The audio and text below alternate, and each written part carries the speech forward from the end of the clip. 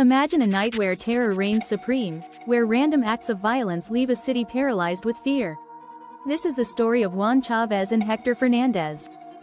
On July 1, 1995, Chavez and Fernandez stole a Chevrolet Caprice and headed to northwest Dallas, a prime spot for their sinister activities. Ganking, a new term for stick-ups that often end in murder, was their game. Chavez, out on parole for a previous murder, and Fernandez, a master car thief, were infamous in West Dallas. Chavez, with his Texas Syndicate prison gang tattoo, was charming yet vicious.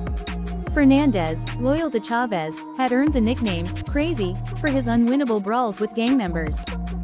That night, they met Joe Gonzalez and Edgar Reddy's at Zapp's nightclub. Chavez suggested they look for a party, but his intentions were far more sinister. They drove to Webb's Chapel Extension, where Chavez shot a man at a pay-phone, rifled through his clothes, and shot him again. Gonzalez and Reddy's were stunned but too scared to report it. Chavez and Fernandez continued their rampage, killing a female security guard after asking if she had children, then running over her body. They shot and paralyzed a male security guard, stole his 9mm pistol, and left him for dead. 3 Hispanic men were robbed, 1 was killed, and 2 were wounded. Chavez didn't even bother to take the money clip tossed onto the car hood. A couple in a pickup truck was ambushed. Chavez killed the man and forced the woman to drive to the Trinity River bottoms, where he ran over her. They torched the stolen Caprice, ending their gory spree with a dramatic blaze. Dallas woke up to a nightmare on July 2. The city, enjoying a decline in crime rates, was shocked. The randomness and brutality of the crimes were alarming. Analysts noted a rise in random violent crimes, even as overall crime rates fell.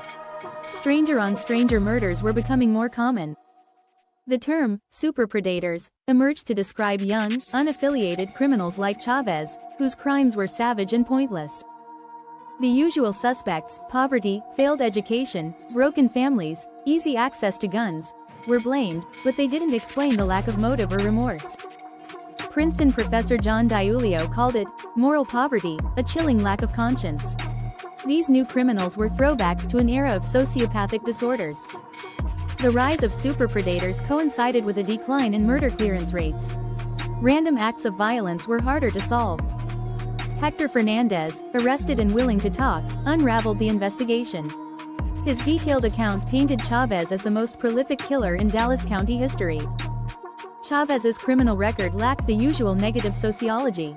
He grew up in a large, stable family but turned to crime at 17. In prison, Chavez joined the Texas Syndicate, a ruthless gang. His violent behavior escalated, earning him a reputation as a bad guy. Despite his violent past, Chavez was paroled in 1994. He seemed reformed, helping his sister and being a model parolee. But at night, Chavez and Fernandez were terrorizing West Dallas. They carjacked, shot, and killed with alarming frequency. Chavez's crimes were profitless and senseless. He picked fights for the thrill, often targeting other Hispanics. Prosecutor Greg Davis had a strong case against Chavez, but the motive remained elusive. Chavez killed without reason or remorse. At his trial, Chavez showed no emotion. He smiled at his family as victims' relatives wept. His lack of care was chilling. The jury convicted Chavez quickly. He was sentenced to death, but he maintained his innocence, seemingly swallowing a laugh. Chavez's story is a haunting legacy of a new crime wave. His actions were a diversion, a spontaneous decision to kill. The rise of superpredators like Chavez signals a shift in urban crime. Their crimes are random, brutal, and often unsolved. The fight against crime must target this criminally antisocial disposition, not just drug-related violence. The juvenile crime problem is now synonymous with violent crime. The teenage population is expected to swell, potentially worsening the issue. The Chavez case was complex, with multiple victims and crime scenes. The randomness of the violence made it hard to solve.